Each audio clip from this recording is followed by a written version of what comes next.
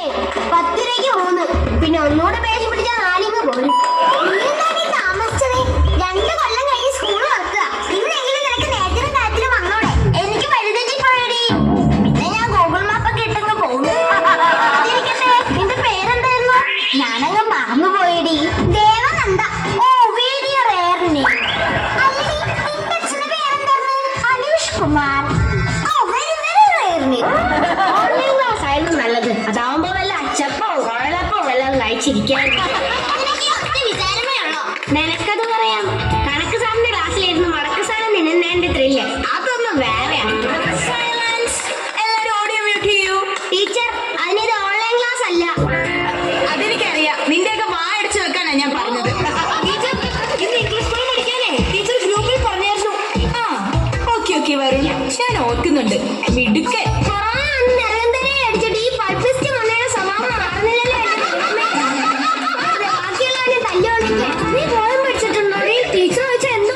എന്റെ ബാഗിൽ ഉപ്പിലിട്ട നെല്ലിക്കുണ്ട്. അതും വായി ഇട്ടുകൊണ്ട് ദയനീയ ഭാവത്തിൽ ഒറ്റ ഇരിപ്പാങ്ങിരിക്കണം. കണ്ടാ ടീച്ചർക്ക് പോലും കരച്ചിൽ വരണം. അച്ഛാതി എക്സ്പ്രഷൻ അയക്കണം. എല്ലാരും പോയം പഠിച്ചിട്ടുണ്ടല്ലോ. അഭിനവ്, ആദ്യം ആ പോയം ഒന്ന് ചൊല്ലു. എന്താ അഭിനവ് ചോദിച്ചത് കേട്ടില്ലേ? എനിക്ക് റേഞ്ച് ഇല്ല ടീച്ചർ. ഇപ്പൊ നിനക്ക് റേഞ്ച് കിട്ടുന്നുണ്ടോടോ? ഇപ്പൊ കുറച്ച് കിട്ടുന്നുണ്ട് ടീച്ചർ. ഓരോരോ ഉടായ്പ കൊണ്ട് വന്നോളും. ഓൺലൈൻ ആണെങ്കിലും ഓഫ്ലൈൻ ആണെങ്കിലും എന്ത് ചോദിച്ചാലും വായ പൊളിച്ചങ്ങ് ഇരുന്നോണം. ടീച്ചർ ഇനി ലോക്ക്ഡൌൺ ആയ പിന്നെ ഓൺലൈൻ ക്ലാസ് ആക്കുവോ? ഇനി ഓൺലൈൻ ക്ലാസ് ആക്കി പഠിപ്പിക്കാൻ വേറെ ടീച്ചറെ നോക്കിക്കോണം. ഇങ്ങനെ കാരണം എന്റെ 3 ഫോണിന്റെ ഡിസ്പ്ലേ പൊട്ടിയത്. അത് ടീച്ചറെ ക്ലാസ് റൂം ആണെന്ന് കരുതിയിട്ട് ഡെസ്ക് എടുത്ത് ഫോണിൽ എറിഞ്ഞിട്ടല്ലേ? അത് ഞങ്ങളുടെ കുറ്റാണോ?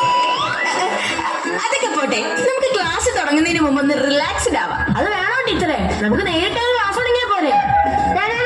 എനിക്ക് പഠിക്കാൻ അത്ര മുട്ടുന്നെങ്കിൽ വല്ല പറമ്പിൽ പോയിരിക്കണോ? എനിക്ക് റിലാക്സ് ആവണം ടീച്ചർ. ഓക്കെ, നിങ്ങൾ പഠിച്ച് പഠിച്ച് വലുതാവുമ്പോൾ ആരാവണമെന്നാണ് ആഗ്രഹം? എനിക്ക് ഡോക്ടർ. വല്ല ഡോക്ടറാവും. അതാവുമ്പോ ഫുൾ ടൈം വായുമ്പോൾ ചിരിക്കാലോ. ടീച്ചർ, എനിക്ക് പൈലറ്റാവണം. നീ പൈലറ്റ് ആകുമ്പോ നമ്മളെ വീട്ടിൽ റബ്ബറിന് തിരിച്ചടിക്കാൻ വരുവളിയാ. വെറുതെ വേണ്ടലിയാ, ചായ അടിക്കാൻ നേരൊക്കെ തരാം. ഞാൻ ഫ്ലൈറ്റ് ഓടിക്കുന്ന പൈലറ്റ് ആവുന്ന കാര്യമാണ് പറഞ്ഞത്. അതിന് ഫ്ലൈറ്റ് ഓട്ടിക്കല്ലേ പറപ്പിക്കല്ലേ?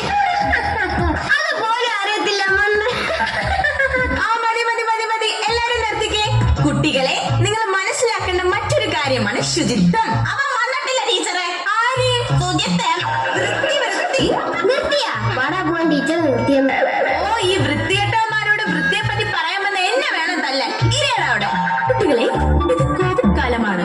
ഒരാളിൽ നിന്നും മറ്റൊരാളിലേക്ക് രോഗം പരാതിരിക്കാൻ നമ്മൾ ചില മുൻകരുതലുകൾ എടുക്കണം. ഇത് നമ്മുടെ ഫോൺ വിളിക്കുമ്പോ കേൾക്കുന്ന ഡയലോഗല്ലേ? ഇത് പറയാൻ വേണ്ടിയാണോ ടീച്ചർ ക്ലാസ്സിൽ വന്നത്? ഇത് പറയാനായിരുന്നെങ്കിൽ ടീച്ചറിന്റെ ഫോൺ വിളിച്ച് പറഞ്ഞാൽ പോരായിരുന്നോ?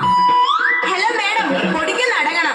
2 കൊല്ലം വീട്ടിൽ ഇരുന്നപ്പോഴത്തേക്ക് നീയൊക്കെ വലിയ ആളുകളായി പോയോ? ടീച്ചറെ വേണ്ട കേട്ടോ. ഒരു മാധ്യമ പ്രവർത്തകയോടൊക്കെ സംസാരിക്കുമ്പോ ഇച്ചിരി കൂടെ മര്യാദയാവാം. മാധ്യമ പ്രവർത്തകയോ? ഈ പൊടിക്കുപ്പിയോ? അതെ, സ്വന്തമായി ചാനലുള്ള ഒരു മാധ്യമ പ്രവർത്തക. ഏത് ചാനൽ? കുണുക്കിട്ടാട്ടി വ്ലോഗ്സ് യൂട്യൂബ് ചാനലാണ്.